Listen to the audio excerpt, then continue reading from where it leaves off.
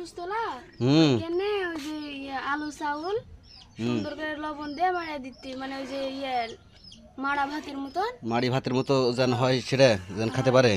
হয় দাদার তো দাঁত টাত নাই অসুখ হয়ে আছে ওইখানে দাদি বললে এখানে রাইন্দে দিতে এখানে রাইন্দে দিতে তাই তো নতুন চুলা তুমি রাঁধছেন?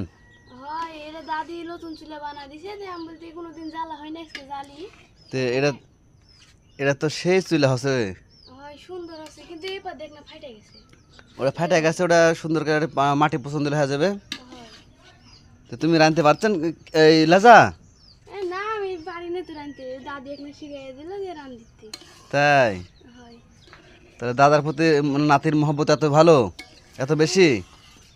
বৃদ্ধ হয়ে যেতে না দাদি দাদা লাগবে না ওই তো আমার আরেকটা রেসিপি চলে আসিছে আরেকটা জিনিস রান্না করে বলেছিল তুই তো ঠিক আছে, তো তোমার দাদুকে ভালোভাবে খাওয়াও।